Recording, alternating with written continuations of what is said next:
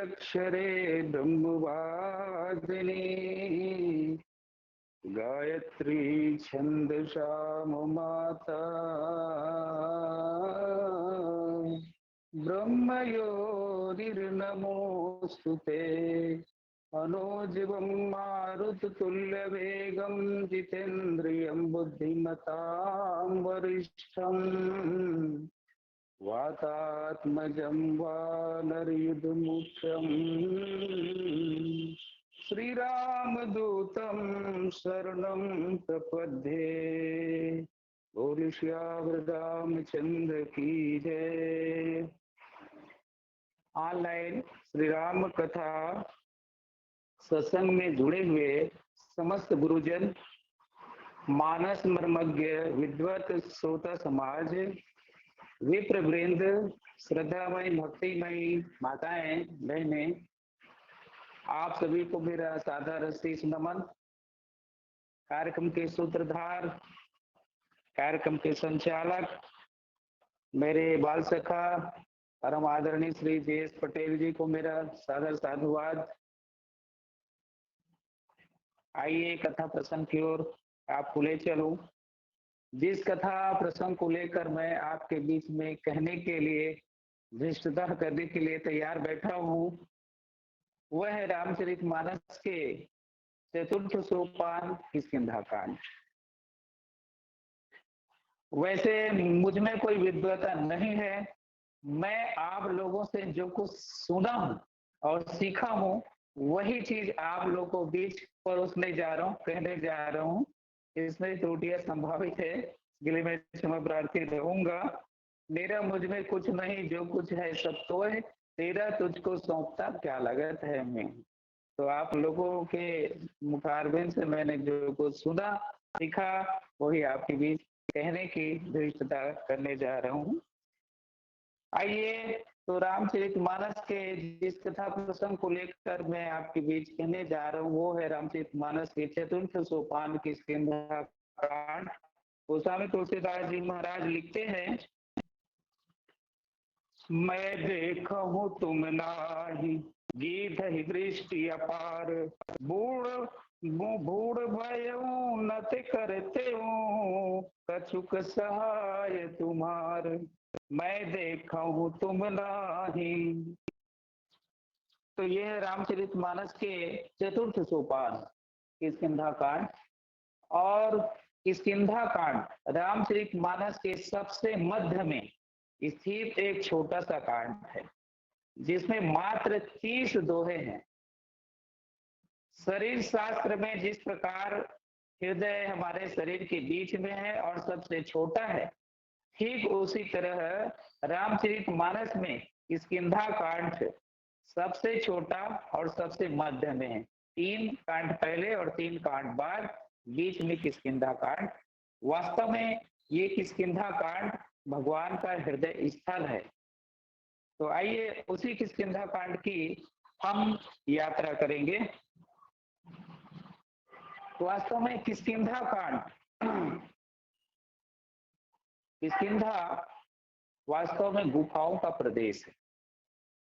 किष्किंधा गुफाओं का प्रदेश है उसमें अनेक गुफाएं हैं, लेकिन मुख्य रूप से किष्किंधा में 4 गुफा है।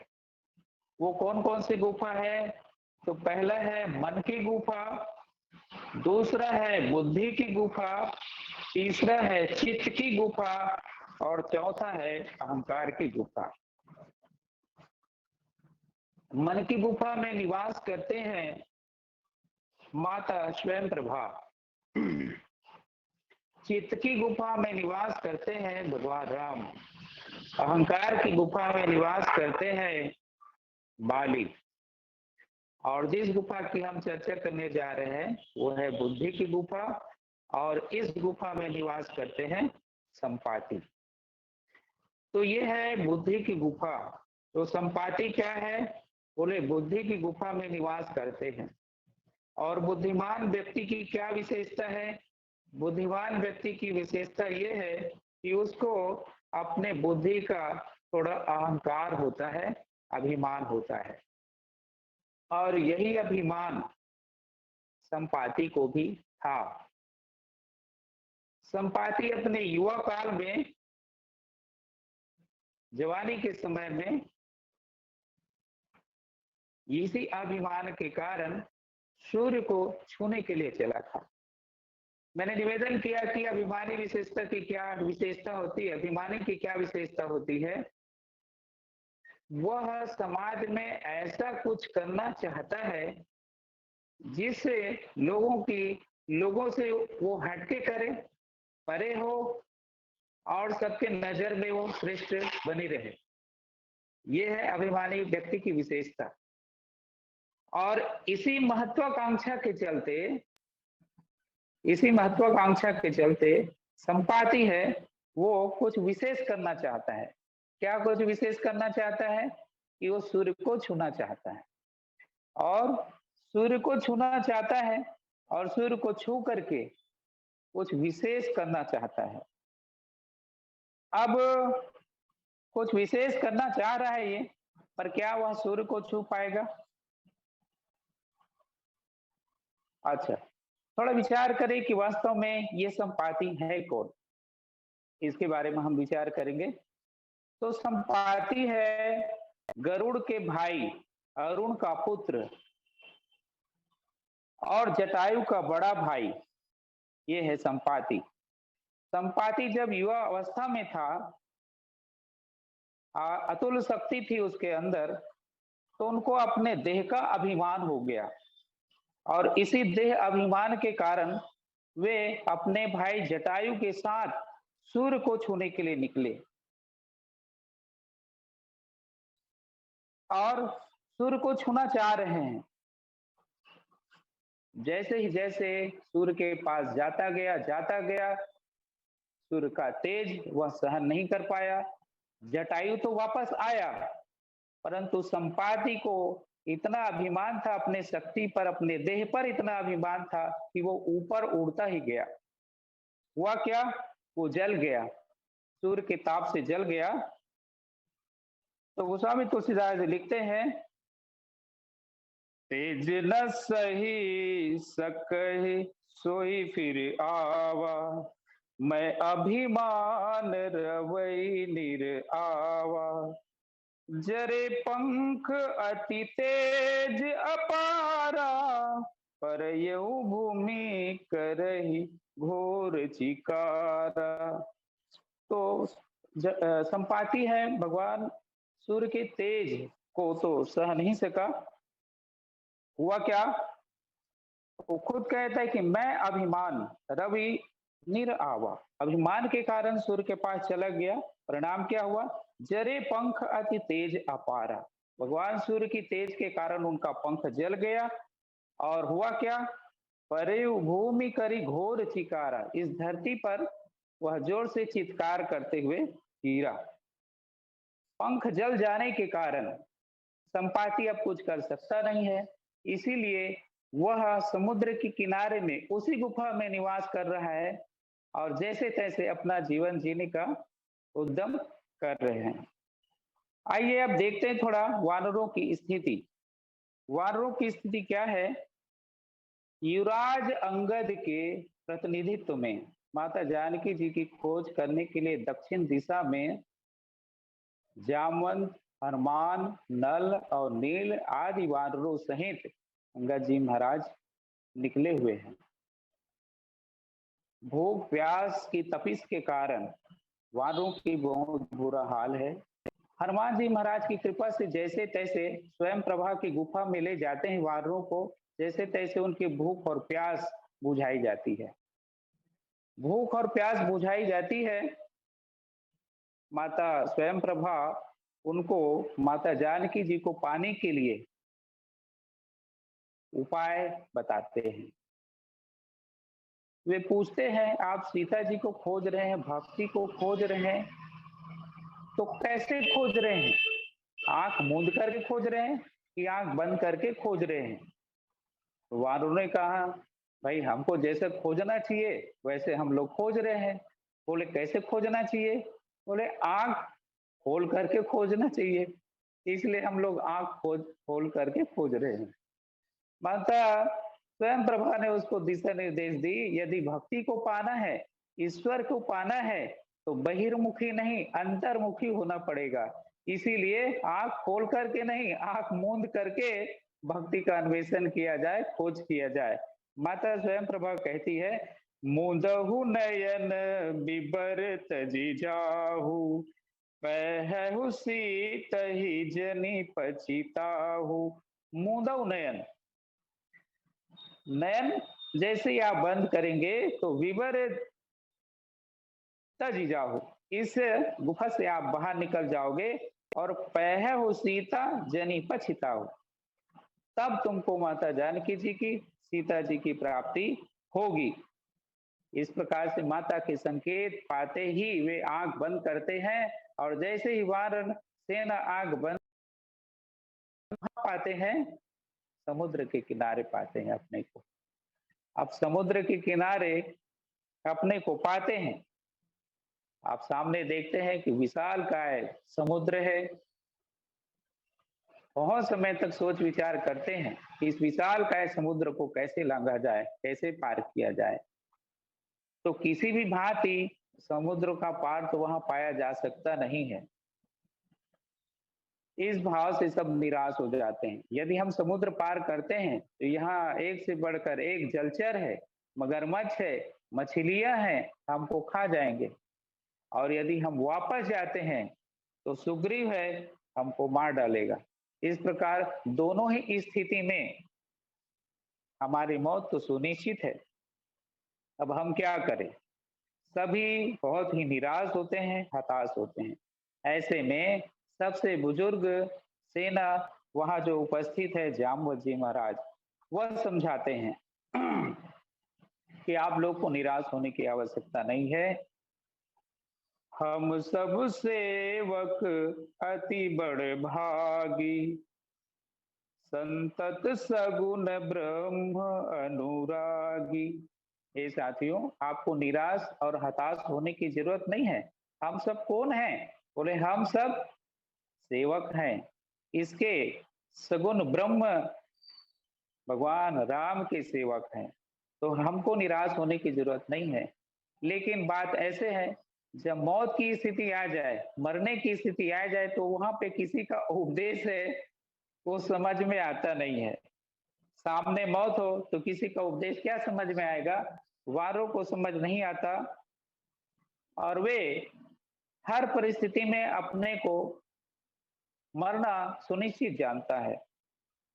तब वे सोचते हैं कि हम भले यहीं मर जाएंगे, भूख प्यास से तड़प कर मर जाएंगे, लेकिन हम वापस नहीं जाएंगे। ये सारी वृतांत को बुद्धि की गुफा में बैठे हुए संपाति है वो सुनता है। ये सब वृतांत को उस गुफा में बैठे हुए संपाति सुन रहा है। जब वो बाहर आकर के देखता है, बाहर आकर के देखता है, तो क्या देखता है? बहुत झुंड में यहाँ वानर है।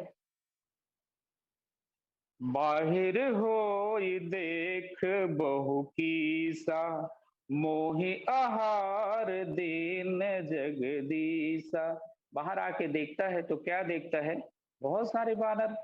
वो खुश हो जाता है, आज मैं पंख से रहित हो गया हूँ, तो भगवान ने मुझ पर ऐसे कृपा किया है कि एक नहीं या असंख्य वानर भेज दिए मेरे आहार के लिए।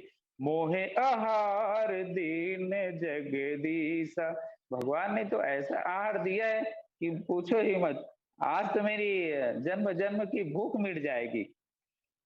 आज सब ही कहूँ भक्षण करूं, आज तो मैं पेट भर के खाऊंगा।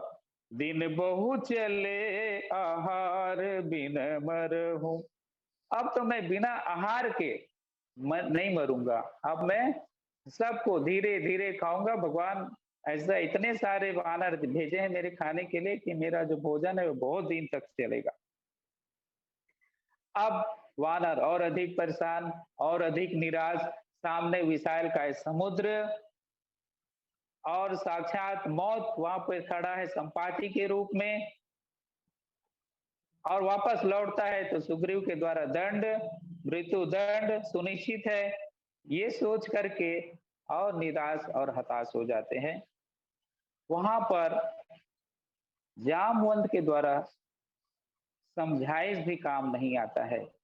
तब सेना नायक अंगद है वो कमान संभालता है, सेना नायक अंगद है वो कमान संभालता है, और जटायु के संदर्भ में वे अपनी वृतांत वहां पर बताता है। यद्यपि अंगद का उद्देश्य जटायु के बारे में कहने का उद्देश्य ये है कि कम से कम अपने सेना में कुछ जान फूके।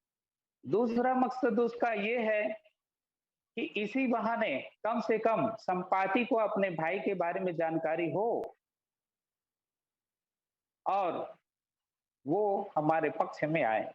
ये उद्देश्य है सेना नायक अंगद का। तो अंगद है वहां पर जटायु की बात रखते हैं। कह अंगद विचार मन माही, धन्य जटायु सम कोई नाही। जटायु की चर्चा करते हैं कि साथियों, एक ये है संपाति, जटायु का बड़ा भाई, जो हम राम काज में लगे हुए वानरी सेना को ये एक एक करके खाना चाहता है, और एक वो है जटायु जिन्होंने राम काज में अपनी प्राण दे दिया। राम काज कारण तनु त्यागी, हरिपुर गय परम बड़ भागी। एक वो है जटायु, राम काज में उन्होंने अपना शरीर का परित्याग कर दिया, अपना जान दे दिया। हरिपुर गय परम बड़ भागी, और भगवान के सुरधाम चले गए। और ये उसका भाई है जो राम काज में लगे हुए को वानरों को खाना चाहता है। जब जटायु के बारे में संपाति सुनता है तो द्रवित हो जाता है, और इस प्रकार से सेना नायक अंगद है वो अपने वो एक कार्य में सफल भी हो जाता है। संपाति को अपने पक्ष में लाने के लिए वो सफल हो जाता है। संपाति सुनता है, द्रवित होता है, व्याकुल होता है, दुखी होता है, वानरों के पास आता है और अपनी सारी कथा वृतांत को बताता है। उसके पहले वानरों से कहता है कि आप मेरा सहयोग करें, मैं अपने भाई जटायु को हूँ, और के साथ ही अपने भाई जटायु को तिलांजलि देता है। अपनी कथा बताता है कि एक अपनो भाई सुने के लिए तेज नहीं सक सो फिर आवा, मैं अभिमान रवि निर आवा। जटायु तो भगवान सूर्य के तेज प्रताप को सह सकता नहीं सका, इसलिए वो वापस आ गया। पर मैं अभिमान रवि नियरावा, मुझ में इतना अभिमान था कि मैं वापस नहीं आया और बढ़ता ही गया। तो संपाति को अपने देह का बहुत ही अभिमान था, अपने जवानी का बहुत घमंड था। सूर्य की ओर आगे बढ़ना चाह रहा है। संसवाद वास्तव में सूर्य है क्या? सूर्य तो ज्ञान का प्रतीक है, सूर्य तो ज्ञान है, और ज्ञान को अभिमान से पाया नहीं जा सकता। संपाति कहता है, मैं अभिमान रवि नियरावा, मैं अभिमान के कारण सूर्य के निकट गया। तो सूर्य है ज्ञान, और ज्ञान को क्या अभिमान से पाया जा सकता है? बोले नहीं, ज्ञान को अभिमान से नहीं पाया जा सकता। तो हमारा धर्म ग्रंथ क्या कहते हैं, ज्ञान कैसे पाया जा सकता है? श्रद्धावान लभते ज्ञानम, बोले ज्ञान तो श्रद्धा से पाया जा सकता है, अभिमान से पाया नहीं जा सकता। और जटायु के और संपाति के, ये संपाति के अभिमान का परिणाम क्या हुआ कि उनका पंख जल गया और घोर चित्कार करते हुए वे धरती पे गिरे। जरे पंख अति तेज अपारा, परयऊ भूमि करी घोर चिकारा। धरती पे गिरा और घोर चित्कार किया। वो तो चंद्रमा मुनि ने उनकी दशा को जाना, उनको नया जीवन दिया, उसको नया ज्ञान दिया, जिसके कारण उसके देह जनित अभिमान छूट गया। मुनि एक नाम चंद्रमा ओही, लागी दया देखी करी मोही। बहु प्रकार तेहि ज्ञान सुनावा, देह जनित अभिमान छड़ावा। तो चंद्रमा मुनि ने उस पर कृपा किया और बहुत प्रकार से उसको ज्ञान की बातें सुनाई, और यही ज्ञान के कारण उसका अभिमान दूर हुआ। उन्होंने, चंद्रमा मुनि ने उसको एक संकेत दिया था कि त्रेता युग में जब भगवान नारायण का जन्म राम के रूप में होगा, तो उसकी नारी को राक्षसों के राजा रावण के द्वारा जब हरण कर लेंगे, उनकी खोज करने के लिए जब वानर आएंगे, उनसे तुम्हारा मुलाकात होगा, तब तुम पवित्र हो जाओगे। तो इस प्रकार चंद्रमा मुनि की संगति पा करके संपाति का अभिमान गल गया। आज संपाति है वो देह अभिमान से ऊपर है, देह अभिमान उनका छूट गया है। ये है सत्संग का प्रभाव। चंद्रमा मुनि के सत्संग के कारण उनका अभिमान चला गया। और ज्ञान की खासियत यही है, ज्ञान की महत्ता तब है जब अभिमान छूट जाए। यदि ज्ञान अभिमान बना रहे तो ऐसे ज्ञान का क्या मतलब? नमन्ति फलिनो वृक्ष नमन्ति गुरुणो जनः, शुष्क वृक्ष च मूर्खस्य न नमन्ति कदाचन। फल से लदे हुए वृक्ष ही तो झुकता है, गुणवान व्यक्ति ही तो विनम्र होता है। यदि उसमें अभिमान आ जाए तो काहे का वो ज्ञानी है। सठ सुध रही सत्संगति पाई, पारस परत कुधा तु सुहाई। और तब संपाति है अपने दृष्टि का उपयोग करता है। देखिए, संपाति अपने दृष्टि का सही उपयोग करता है, और जटायु है अपने पंख का सही उपयोग करता है। जटायु को भी अभिमान था, जटायु का अभिमान सात्विक अभिमान है। जटायु को अभिमान था, उसको भी अपने पक्ष का अभिमान था, अपने पंख का अभिमान था, और इसी कारण से उनका भी पंख कट गया। संपाति का पंख जल गया तो जटायु का पंख कट गया। तो जटायु को अभिमान कहा, तो देखते हैं जब माता जानकी जी को हरण करके रावण ले जा रहे थे, उस समय उसका अहंकार दिखता है। सीते पुत्री करसी जनित्राता, करऊ जातु धान करनासा। हे सीते, आप चिंता मत करो, मैं इस रावण का विनाश करूंगा। बोले ये क्या है? ये भी तो अभिमान है, और यही अभिमान जब दूर होता है और यही अहंकार जब दूर होता है तो संपाति है वो संत की गोद में आता है, और जटायु है वो भगवंत की गोद में आता है। ये है अभिमान दूर हो जाने का परिणाम। अब यही कथा को सुना रहे हैं आत्मकथा के रूप में।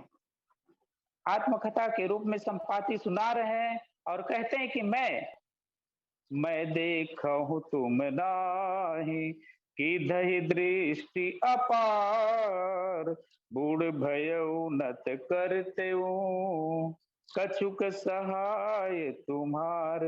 मैं देखा हूँ तुम नाही। संपाति कहता है कि मैं सीता जी को, माता जानकी जी को यहाँ से देख रहा हूँ, मैं देख रहा हूँ, लेकिन तुम लोग नहीं देख सकते। बोले ऐसा क्यों? संपाति देख रहा है और वानर क्यों नहीं देख सकता? कारण यह है कि संपाति का अभिमान गल गया है। वह देख सकता है, लेकिन वानर तो सभी अभिमान से पीड़ित है। सभी अभिमान के कारण वो देख नहीं सकता। सभी वानरों को अपने शक्ति पर अभिमान है। समुद्र देह अभिमान का प्रतीक है और वानर है हनुमान जी को छोड़ करके सभी अभिमान से ग्रस्त हैं। तो देह अभिमान रूपी विशाल समुद्र को पार कैसे कर सकते हैं? जब जामवंत की बारी आई तो उन्होंने कहा, बलि बांधत प्रभु भाड़ेऊ, सो तनु बर निन जाई, उभय धरी महदीनी, सात प्रदक्षिण ही जाए। उन्होंने कहा, जामवंत यद्यपि बुजुर्ग हैं, क्या उनको अपने शक्ति का अभिमान नहीं? उनको भी है। वो अपने जवानी को बताता है।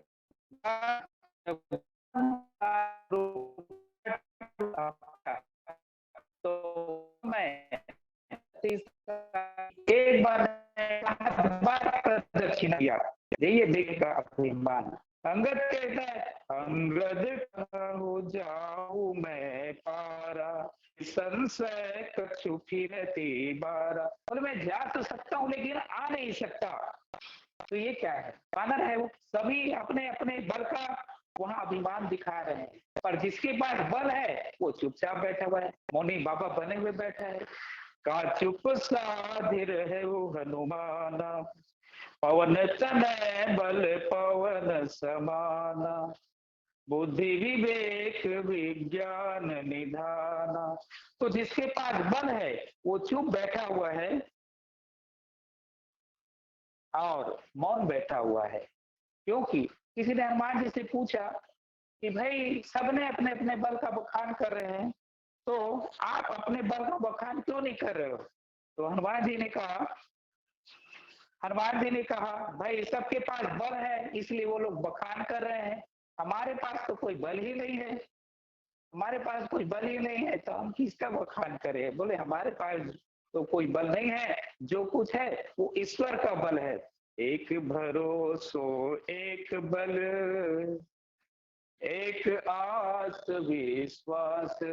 बोले हमारा जो बल है वो तो भगवान का बल है। इसलिए संपाति कहता है कि मैं देखा हूं तुम नहीं, मैं देख सकता हूं क्योंकि मैं देह अभिमान से रहित हो गया हूं, लेकिन तुम नहीं देख सकते, तुम पार नहीं जा सकते। कारण सभी वानर है वो देह अभिमान से पीड़ित है। इधर दृष्टि अपार। बोले हमारी जो दृष्टि है वो बहुत ही दिव्य है। अब गिद्ध ऊंचाई पे उड़ते हैं, इसलिए ऊंचाई पे उड़ते हैं कि वो जितने ऊंचाई पे जाए वो उतने ही दूरी से वो देख सकता है। वास्तव में ये दृष्टि गिद्ध दृष्टि अपार, ये गिद्ध दृष्टि नहीं, ये दिव्य दृष्टि है। हमारे समाज में भी ऐसे ऐसे सियान है, बुजुर्ग हैं जिनके पास दिव्य दृष्टि है। बूढ़ भयउ नत करते कछुक सहाय तुम्हार। बोले मैं बूढ़ा हो गया हूँ, नहीं तो मैं कुछ सहायता करता। एक बात हम विचार करें कि इधर संपादी भी कहता है कि मैं बूढ़ा हो गया हूँ और जामन भी कहता है कि मैं बूढ़ा हो गया हूँ। तो राम जी की सेना में बूढ़े भी है और जवान भी है, लेकिन यहाँ केवल जवानों को ही महत्व नहीं है, बूढ़े का भी महत्व है। हमारे समाज में कुछ कुछ बुजुर्ग भी हैं और कुछ जवान भी है, लेकिन दोनों को हम साथ में लेकर चलेंगे तभी हमारा समाज का कल्याण हो सकता है। था एक व्यक्ति लंगड़ा था और दोनों देवबलौदा के मेला जाना चाहते थे। दोनों देवबलौदा के मेला जाना चाहते थे। अंधा व्यक्ति है वो देख सकता नहीं, और लंगड़ा व्यक्ति है वो चल सकता नहीं। आप देव बलौदा का मेला कैसे जाए? अंधा देख सकता नहीं और लंगड़ा चल सकता नहीं। तो उन्होंने मित्रता कर ली। मित्रता कैसे कर ली कि अंधा व्यक्ति ने लंगड़े व्यक्ति को अपने कंधे पर बैठा लिया। लंगड़ा व्यक्ति कंधे पर बैठ गया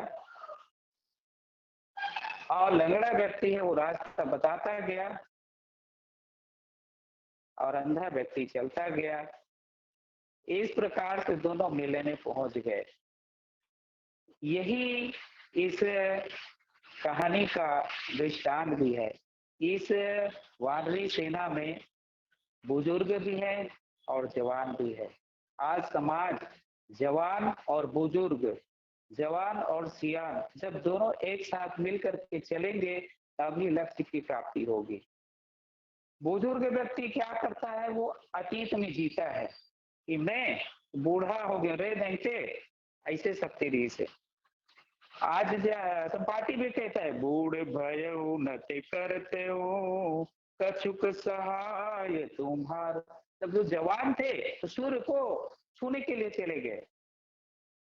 ये अतीत की बात करते हैं। और ऐसे ही बुजुर्ग है हमारे जामवंत जी, वो कहते हैं बलि बांधत प्रभु बाढ़े सो तनु, बलि बांधत प्रभु बाढ़े सो तनु भरे न जाए, उभय भरी महदीन ही सात प्रदीक्षिण ही धाय। मैं अब बूढ़ा हो गया हूँ, नहीं तो विराट रूप भगवान ने जब दिखाया तो उन्होंने एक बार नहीं मैंने 7-7 बार उसकी परिक्रमा किया। इस प्रकार हम देखते हैं कि जो वृद्ध होते हैं वो अतीत में जीते हैं और जो जवान होते हैं वो भविष्य में जीते हैं कि मैं जब बड़ा हो जाऊंगा तो ऐसे करूंगा, मैं जब बड़ा हो जाऊंगा तो वैसे करूंगा। लेकिन वर्तमान से दोनों संतुष्ट नहीं रहते हैं। इसीलिए वर्तमान काल है वो सुधारों का काल बना हुआ होता है। वर्तमान काल हमेशा सुधारों का काल बना हुआ होता है। वर्तमान से दोनों को संतुष्टि नहीं होती, नफरत नहीं होती, नफरत ही होती है। इसीलिए आज समाज में बुजुर्गों की भी हम उपेक्षा नहीं करें और बुजुर्गों को चाहिए कि वो जवानों को भी उपेक्षा न करें, क्योंकि आज तक समाज में जितने भी क्रांति हुई है वो बुजुर्गों ने नहीं, युवाओं ने लाई है। इसलिए क्रांति के सृजक होते हैं, समर्थक होते हैं। इसलिए सियान को चाहिए कि वो सियान को चाहिए कि जवानों का सम्मान करे और जवानों को चाहिए कि वे बुजुर्गों का भी ध्यान रखे, उनके बताए रास्तों पे चले। हमारी ऑनलाइन तथा सत्संग में भी हम देखते हैं यहाँ एक से बढ़कर एक जवान भी है और एक से बढ़कर एक सियान भी है। लेकिन उन सियानों के अभाव में हमारा ये कथा प्रसंग नहीं चल सकता है। एक से बढ़कर एक सियान है हमारे इस राम कथा सत्संग में। आदरणीय बड़े गुरु जी, आदरणीय योगेश्वर महाराज जी, आदरणीय किरण शर्मा जी, भैंस वाले महाराज जी, ऐसे ऐसे कथाकार हैं जिनकी हमको मार्गदर्शन की आवश्यकता है। और ऐसे ही नहीं है, यहाँ हमारे इस ऑनलाइन कथा सत्संग में एक से बढ़ के एक जवान भी है, हमारे झाल भैया जी, हमारे पापरा वाले रोहित भैया जी, हमारे कुमार पाल जी, ऐसे एक से एक जवान भी है। तो सियान और जवान दोनों की आवश्यकता है, तभी हम समाज में कोई बड़े लक्ष्य की प्राप्ति कर सकते हैं। तो यहाँ पे संपाति भी कहता है कि मैं बुजुर्ग हो गया हूँ, बूढ़ भयउ नति करते हूँ कछुक सहाय तुम्हार। तो कहता है कि मैं बूढ़ा हो गया हूँ, नहीं तो कुछ सहायता करता। और जामवंत भी कहता है कि मैं जवान था तो ऐसे करता, आज बूढ़ा हो गया हूँ, नहीं तो मैं ही लांग के चला जाता। तो इस प्रकार समाज में आज दोनों की आवश्यकता है। लेकिन अब हनुमान जी महाराज जो सब कुछ करने में समर्थ है वो आज चुप है। क्यों? बोले वो देह अभिमान से परे हैं। हनुमान जी महाराज देह अभिमान से परे हैं और पुरुषार्थ की सीमा समाप्त होने पर ही हमको ईश्वर की प्राप्ति होती है। पुरुषार्थ की सीमा समाप्त हो जाने पर ही व्यक्ति को ईश्वर कृपा से उनकी लक्ष्य की प्राप्ति होती है। अभी तक सभी अपने अपने पुरुषार्थ दिखा रहे थे कि मुझ में इतनी शक्ति है, मैंने 7 बार प्रदक्षिणा कर दिया और मैं बूढ़ा हो गया हूँ, नहीं तो ऐसे कर देता। वो एक कह रहे हैं कि मैं जा सकता हूँ लेकिन आ नहीं सकता, कुछ लोग कह रहे हैं कि मैं आधे बीच में ही जा सकता हूँ फिर नहीं आगे जा सकता। सब अपने पुरुषार्थ दिखा रहे हैं, लेकिन पुरुषार्थ की सीमा जब समाप्त हो जाती है तभी ईश्वर की कृपा प्राप्त होती है। और हनुमान जी महाराज यहाँ खुद ज्ञानी नाम अग्रगण्यम सकल गुण निधानम वानरा नाम धीसम रघुपति प्रिय भक्तम वात जातम नमामि, ऐसे हनुमान जी है जो देह अभिमान से रहित है। और यही कारण है कि वे अपना अभिमान वहां दिखाते नहीं, क्योंकि वो निराभिमान है। और ऐसे ही हनुमान जी है, वे देह अभिमान रूपी सागर को लांघने में सामर्थ्य रखते हैं। और वही माता जानकी जैसे सीता जी को शांति स्वरूपा सीता जी को खोजते हैं। मेरे ख्याल से समय समापन की ओर है। मैं अपने भाव को यहीं पे विराम देता हूँ। बोल सियावर रामचंद्र की जय।